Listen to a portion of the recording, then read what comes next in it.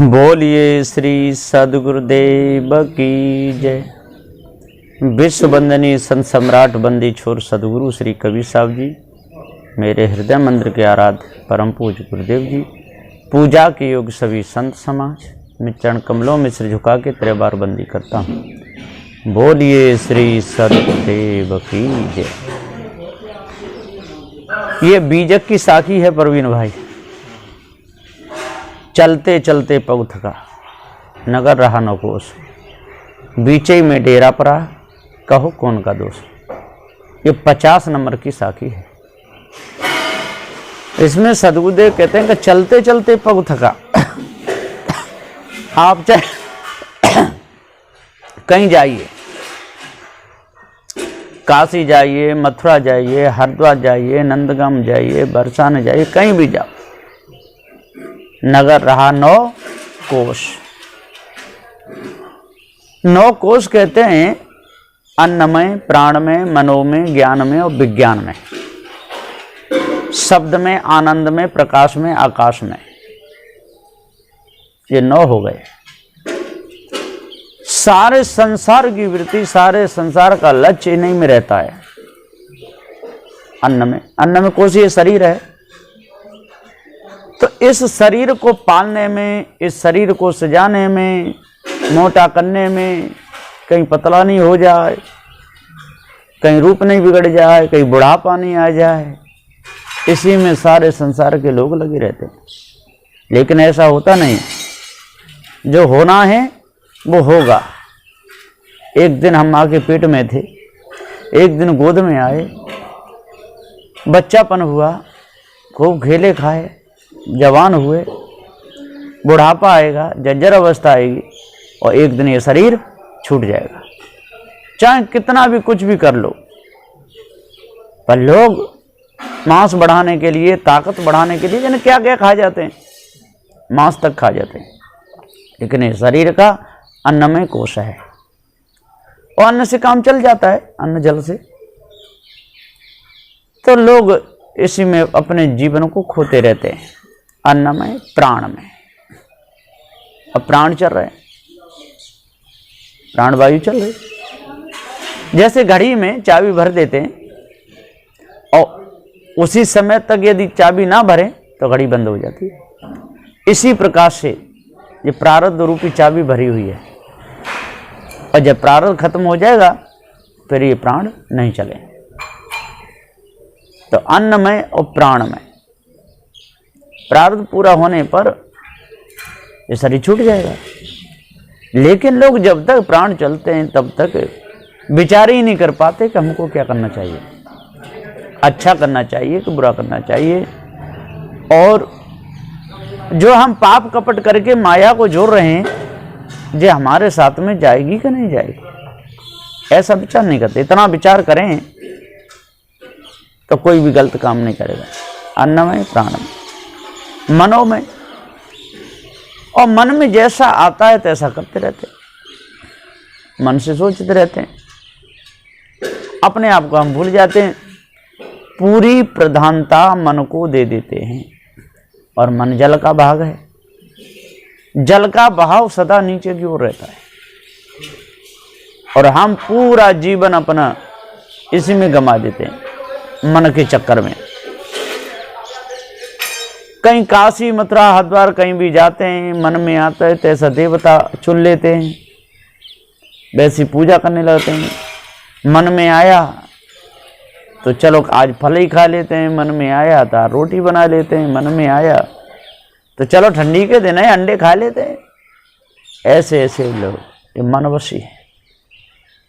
कोई मुर्गाओं को खा रहे हैं, मछलियों को खा रहे हैं, विचार ही नहीं कर रहे कि हमको क्या करना चाहिए, ये सही है कि गलत है, ये हानि हो रही है कि लाभ हो रहा है, पाप हो रहा है कि पुण्य हो रहा है, इन कर्मों का फल हमको कैसे प्रकार से भोगना पड़ेगा, ये उनको कर्म विधान पता ही नहीं है। धोखे में अपने पूरे जीवन को खोते हैं। तो अन्न में, प्राण में, मनो में और ज्ञान में। ज्ञान की बात बहुत कसते रहते हैं। कृष्ण ने ऐसा किया, राम ने ऐसा किया, विष्णु ने ऐसा किया, वेदों में ऐसा लिखा है, शास्त्रों में ऐसा लिखा है, पुराणों में ऐसा लिखा है। गीता में श्री कृष्ण जी ऐसा कहते हैं, वैसा कहते हैं, सब बड़े ज्ञानी बन जाते हैं, बड़े ध्यानी बन जाते हैं। कोई ब्रह्म ज्ञानी कहते हैं एक ब्रह्म द्वितीय नास्ति, ब्रह्म से अलग कुछ है ही नहीं, जो भी करो सो कर लो। एक दिन ये जीव ब्रह्म में लीन हो जाएगा, पूरा संसार जाकर के ब्रह्म में समा जाएगा। और कभी कहते हैं कि ब्रह्म सब ओर भरा हुआ है, ब्रह्म से कोई जगह खाली नहीं है, ब्रह्म व्यापक है। ऐसा कह कर करके बड़े बड़े ज्ञानी, बड़े बड़े ध्यानी और भूले रहते हैं। दाढ़ी भी रखा लेते हैं, सिर के बाल रखा लेते हैं और लाल पीले कपड़े पहन लेते हैं। जंगलों में जा करके धुनी रमा लेते हैं। कोई कोई तो वर्षा में ही बैठे रहते हैं, कोई कोई धूप में बैठे रहते हैं, कोई कोई गुफाओं में जा करके समाधि लगाते हैं। बड़े बड़े ज्ञानी, बड़े बड़े ध्यानी, कोई चिलम पी रहे हैं, कोई उल्टे लटक रहे हैं, कोई माला फेर रहे हैं, कोई शंख बजा रहे हैं, कोई खद्दा खद्द खा रहे हैं, अंगूरी मांस को खा जाते हैं, मुर्दा को खा जाते हैं। मुर्दा जलता रहता है शमशान में, और उसमें से कर्द से मांस निकालते हैं और वो खा जाते हैं। बिल्कुल कुत्ता सड़ा हुआ पड़ा हो, कीड़े पड़े हों, बदबू आ रही हो, वो उसको खा जाते हैं। अब बताइए इनको शांति कैसे मिलेगी, इनका कल्याण होगा? कभी नहीं होगा। विज्ञान चारों वेदों को पढ़ने की कोई जरूरत नहीं है, इससे उपराम हो जाओ। अहम ब्रह्मास्मि, आत्मा ब्रह्म, प्रज्ञानम ब्रह्म, तत्वम असि। मैं ही ब्रह्म हूं, मेरे से बिन कुछ नहीं। ये तो सब द्वैत में है, ये सारी द्वैत की बीमारी है, इसमें सारा संसार फंसा हुआ है। सारे संसार के लोग धोखे में फंसे हुए हैं, अपने आप को जान ही नहीं पा रहे। अन्न में, प्राण में, मनो में, ज्ञान में, विज्ञान में, इसमें फंसे हुए। शब्द में, आनंद में, प्रकाश में, आकाश में, शब्द जैसे सुनते हैं वैसे लग जाते हैं। कोई कह दे कि चंद्र की पूजा करने से शांति मिलती है तो चंद्रमा की पूजा करने लग जाते। कोई कह दे नहीं, चंद्रमा से तो सूर्य बड़ा है और सूर्य से प्रकाश तो होता है, इसलिए सूर्य की पूजा करो, उसकी करने लगते हैं। और कोई कहे पृथ्वी पे चन्ना पत्ता है, पृथ्वी मैया नाराज हो गई तो अन्न फल फूल कहाँ से आएंगे, इसलिए पृथ्वी की पूजा करो। तो नहीं नहीं भैया, जल की पूजा करो। यदि जल नहीं रहेगा तो क्या पिएंगे, है ना? जल के बिना तो जिंदगी ही नहीं है, इसलिए जल की पूजा करो। तो नहीं अग्नि की। यदि अग्नि की करोगे तो ताप कहाँ से आएगी, भोजन कैसे बनाओगे, पकाओगे कैसे, है ना? इसलिए अग्नि की पूजा करो, है ना? कोई कहता नहीं वायु की। यदि वायु नहीं चलेगी तो कैसे काम चलेगा, वायु की पूजा करो। कोई कहता नहीं आकाश की, जो सर्वत्र खुला हुआ ये आकाश है, इसकी पूजा करो। अरे ये आकाश नहीं होता तो आने जाना कैसे होता, इसलिए आकाश के समान ही ब्रह्म है। इस प्रकार से ये लोग भूले हुए हैं, है ना? तो सद शब्द में, सद अन्न में, प्राण में, ज्ञान में, विज्ञान में, है ना? शब्द में भूले हुए हैं और आनंद में भूले हुए। आनंद ले रहा है, कितना आनंद, आनंद आनंद सब कहें और आनंद जीव को काल। आनंद लेता है पतंगा, इसलिए तो दीपक पे जल जाता है। सदगुरु देव जी पुकार के समझाते हुए कहते हैं, यदि पतंगा को यदि पहले मनु जन्म में आनंद नहीं होता या प्रकाश से, तो क्यों दीपक पे लग लग के मरता, है ना? जल में आनंद लेते हैं तो जल में डूब के मर जाते हैं, अग्नि में आनंद लेते हैं तो उसमें जल के मर जाते हैं, वायु में आनंद लेते हैं इसलिए मर जाते हैं। तो आनंद में, प्रकाश में रूप देख देख करके कैसे उड़ता है पतंगा, है? प्रकाश की कितनी लगन होती है। इसी प्रकार से स्त्री का रूप देख करके, बच्चों का रूप देख करके, नाते लड़कों का रूप देख करके, हितु रिश्ता को देख करके, चमक दमक देख करके, स्त्री पुरुष का रूप देख करके, पुरुष स्त्री का रूप देख करके बड़े मोहित हो जाते, सजते हैं एक दूसरे के लिए, साज बनाते हैं। वो उसके लिए सजता है और वो उसके लिए सजता है ना? तब तो फंसते हैं, नहीं तो फंसने का कोई कारण ही नहीं है। स्त्री पुरुष के लिए श्रृंगार करती है, ओठ रचती है, काजल लगाती है, मांग भरती है, 16 श्रृंगार करती है, उसमें फंस जाती है। सदगुरुदेव जी पुकार के समझाते हुए कहते हैं कि इसमें सारा संसार भूला हुआ है। अब इस भूलों को कोई कोई मिटा पाते हैं, नहीं तो शब्द में, आनंद में, प्रकाश में, आकाश में, इसी में भूले रहते हैं, है ना। ये 9 कोश हैं, इनसे पार ही नहीं हो पाते।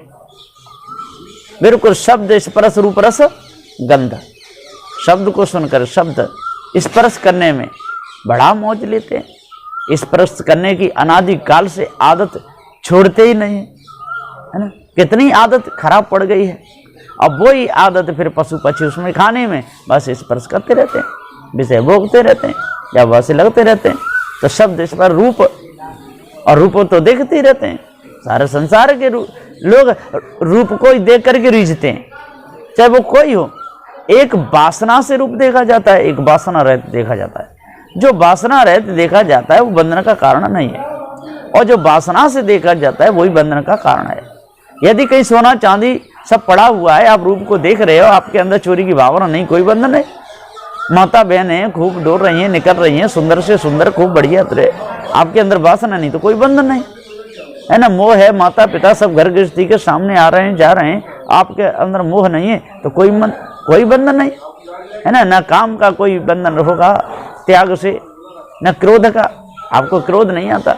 आपके सामने चाहे कोई आंख निकालता जाए, चाहे देखता जाए, चाहे कुछ भी करता जाए, अब अपनी रास्ता जा रहा है, हमको क्या लेना देना है। और हम उससे लड़ रहे हैं, कह रहे तू लाठी लेके क्यों जा रहे, मुझे मारेगा क्या, है, मेरी तरफ क्यों देख रहा था, है ना। मात तोड़ कर देना ये बहुत बड़ा पाप है।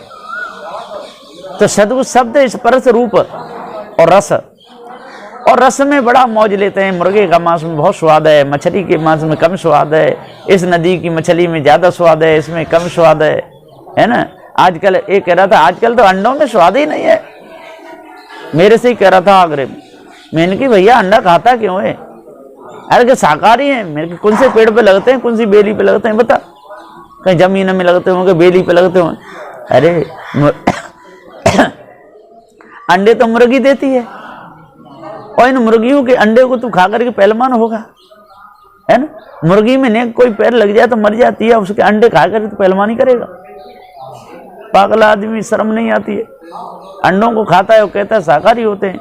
अंडे कभी शाकाहारी न होते, रजवीर से बनते हैं, है ना। मुर्गी और मुर्गा के स्पर्श से बनते हैं, और तब वो बाहर आते हैं, और उन अंडों को खाता है, खूब मजा लेता है, रस को चखता रहता है ना, खाता रहता है। आज तो मौज ही नहीं आई, है ना। मछली को तो इस भाव लाए हम, अब खूब मसाला डाल के पकाए, लेकिन मौज नहीं आई।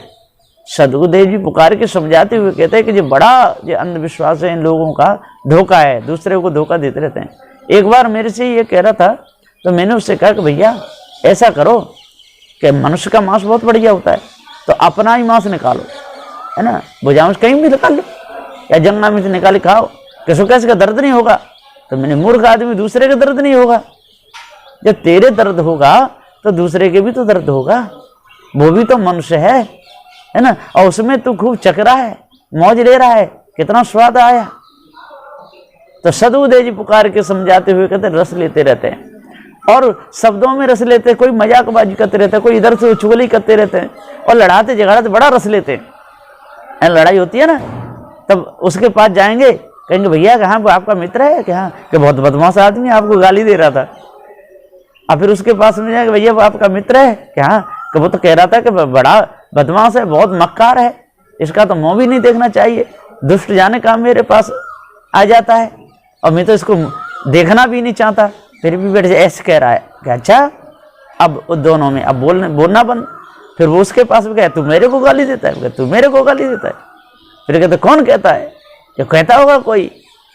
अब बता, अब वो कह आता है कि बताना नहीं, मेरा नाम नहीं लेना, है ना, मैंने भाव बस मैंने आपको बता दिया है, अरे ऐसे ऐसे बात है, और लड़ा देते हैं और खूब मजा लेते हैं। तो सदगुरुदेव जी यहाँ पुकार के समझाते हुए कहते हैं कि शब्द स्पर्श रूप रस और गंध, गंध में बहुत मजा लेते हैं, कितनी गंध सुगंध सूंघते रहते हैं, है ना। सहज दल कमल की गंध लेते हैं, योगी लोग तो श्वासा को चढ़ाते रहते हैं, है ना। अपान को समान में, समान को प्राण में, प्राण को उदान में, उदान को व्यान में, व्यान को ब्रह्मांड में, श्वासा को खींचते हैं, कहते हैं सहस्त्रदल कमल पे जो गंध आती है उसको लेते हैं, और फिर बीच कमल पे ज्योति जलती है, वही ज्योति सर्व ब्रह्म है। इस प्रकार से ये लोग सारे के सारे भूले रहते हैं, शब्द में, स्पर्श में, रूप रस और गंध में पूरा जीवन इनका चला जाता है।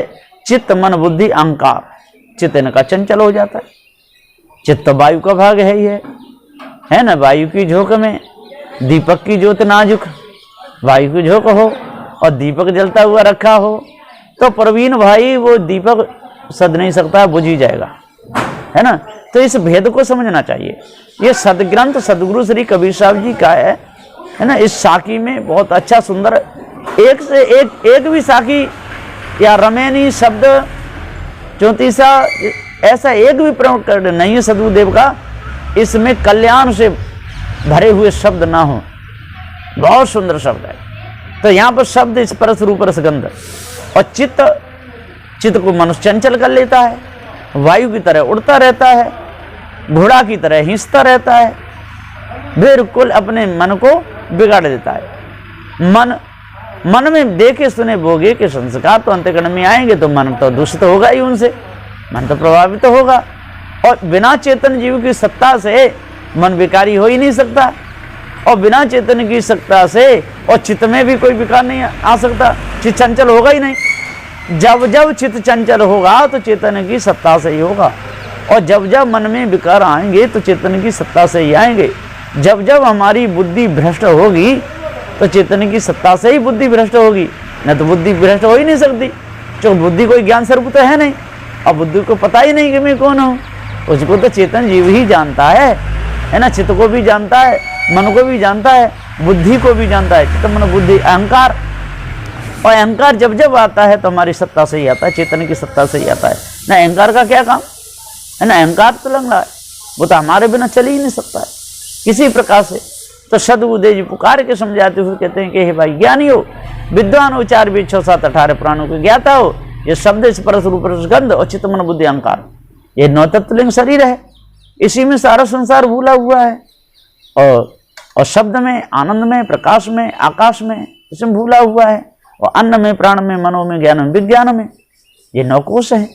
इसमें पूरा जीवन इनका जा रहा है। 9 व्याकरणों को पढ़ते रहते हैं, सारस्वत, चंद्र का, कौमुदी, मनोरमा, इसमें बोलते शब्द रतन, मंजूषा, भूषण, भाष, शेखर, इनमें पूरा जीवन लगा देते हैं। 9 इंद्रियों के गुलाम बने रहते हैं, 10 इंद्रियों के गुलाम बने रहते हैं, 9 द्वारों में इनका लक्ष्य रहता है। अपने आप को जान ही नहीं पाते, धोखा में पूरा समय इनका बीत जाता है। धोखे में सारी बीती उमरिया, चली जा रही है उम्र धीरे धीरे, सुबह शाम 8 पहर धीरे धीरे चली जा रही है। ये अपने आप को जान नहीं चाह रहे, और इन्हीं को नगते रहते हैं 9 कोशों को, इसी में भूले रहते हैं, है ना। पृथ्वी, जल, वायु, अग्नि और आकाश, है ना, और रजोगुण, तमगुण और सतोगुण और इच्छा, इसी में लग करके पूरा समय बर्बाद करते, अपने को जान ही नहीं पाए अभी तक। एक आ रहा था नौकरी करके आया, उसके पास में बैग में पैसे रखे थे, 2 साल काम किया तो 10-20 हजार रुपये थे, भोजन भी था, एक कूप था, कुआ, बरगद का वृक्ष था, वहां पर भोजन पाया, पहले नहाया धोया फिर भोजन पाया, वहां से अपने घर आ गया और पैसे की झोली वहीं पर छोड़े आए। वहां से उसका जो गांव था, रहने का मुकाम, वो 18 कोस था, और 18 कोस पे चला आया। आकर के माँ के पैर छुआ, पिता के पैर छुआ, माँ ने भोजन बनाया, भोजन पाने लगा। अब 2 घंटे दिन रह गया। उसने देखा कि उसका झोला तो वहां भोजन पाया वहां रह गया, उसमें पैसे थे, एकदम भागा। उसके पिता मने किए, बेटा क्या बात है, कैसे ऐसी बात है, जो मैं धन कमा के लाया था, पैसा लाया था, इतने दिन से गया, वो तो वहीं रह गया, मेरी तो सारी मेहनत बेकार चली गई। उसके पिता बोले, बेटा तेरे भाग्य में होंगे तो मिल जाएंगे, नहीं तो नहीं, अभी रात में मत जा, 18 कोस है, पैदल की रास्ता है, तू नहीं पहुंच पाएगा, रात्रि हो जाएगी, जंगल है। लेकिन पिता की उसने एक भी बात नहीं मानी, उल्लंघन कर भागा, और भागते भागते भागते भागते भागते भागते इतना भागा तो 9 कोस की मंजिल करके दिन छिप गया। बियाबान, जंगल, चारों ओर से जानवर, और जंगली जानवर एक आया और उसने एक थाप मारी और मार के मांस को खा गया, पड़ा रहा। बताओ किन का दोष है? ये स्वयं का दोष है। चलते चलते पग थका और नगर रहा 9 कोस। अब 9 कोस की मंजिल करके गिर गया तो उसका वो जहाँ भोजन पाया वो कितनी दूर रहा? 9 कोस, क्योंकि उसके मुकाम से 18 कोस था और 9 कोस पे आकर के बैठता है ना, गिरता है, उसको जानवर खा गया तो कितना कोस रह गया? 9 ही रह गया। तो सदु इसका भाव अर्थ यही है कि हम 9 कोसों में भूले रहते हैं, है ना। शब्द स्पर्श रूप रस गंध में भूले रहते हैं, चित्त मन बुद्धि अहंकार में भूले रहते हैं, अन्न में प्राण में ज्ञान में विज्ञान में इंद्रिय में भूले रहते हैं, और शब्द में आनंद में आकाश में प्रकाश में, इसमें अपना पूरा जीवन लगाए रहते हैं। हम अपने आप को जान नहीं पाते। तो साहब जी यहाँ पुकार के समझाते हुए कहते हैं कि हे भाई ज्ञानी हो, आज विचार करो। यदि आप लोग विचार करोगे तो सारा फंदा कट जाएगा। तो इस साकी का भाव है, और ये 50 नंबर की बीज की साकी है। चलते चलते पग थका और नगर रहा 9 कोस। इसी प्रकार से चलते चलते थक जाते हैं। स्त्री भी थक जाती है, स्त्री का भी शरीर चलते चलते थक जाता है, और पुरुष का भी शरीर चलते चलते थक जाता है। और 9 कोस में स्त्री का लक्ष्य रहता है और 9 कोस में पुरुष का ही लक्ष्य रहता है, उधर उसी में मर जाते हैं, है ना। अनादि काल से पीढ़ी दर पीढ़ी ऐसा ही होता चला आ रहा है ना। हमारे पूर्वज सब इसी तरह से चले गए। कोई पत्थर पूजते रहे, कोई पानी पूजते रहे, कोई पहाड़ों के चक्कर लगाते हो। आज भी जिस घर में, जिस कुनबा खानदान में जहाँ जन्म हुआ है, वहां पर सबके सब फर्क ही नहीं है ना। कोई किसी को पूज रहा है, कोई देवी का उपासक है, कोई ठाकुर जी को पूज रहा है, कोई नदी के चक्कर लगा रहा है, कोई गंगा स्नान करने जा रहा है, कोई नौद्र का व्रत रह रहा है, कोई मंगल व्रत रहता है। सबके सब फंसे हुए हैं कहीं न कहीं। और कंठी लेकर के भी, बहुत तो कंठी ले लेते हैं, गले में डाल लेते हैं, है ना। कंठी गुरु की पैर के, और जेनर पूजे भूत, भूतों की पूजा करते हैं, पत्थरों की पूजा करते हैं। अब इससे क्या होगा? कितने भी चलते रहो, काशी जाओ, मथुरा जाओ, हरिद्वार जाओ, वृंदावन जाओ, गोकुल जाओ, महावन जाओ, कितने भी ऋषि मुनि तपधारियों के चरणों में सिर झुकाते रहो।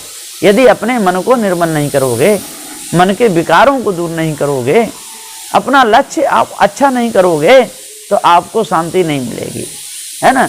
तो चलते चलते पग थका, नगर रहा 9 कोस, और इन्हीं को नगता रहा, डोलता रहा, है ना। नगर रहा 9 खंड, इन्हीं पर डोलता रहा। और जाएगा कहाँ?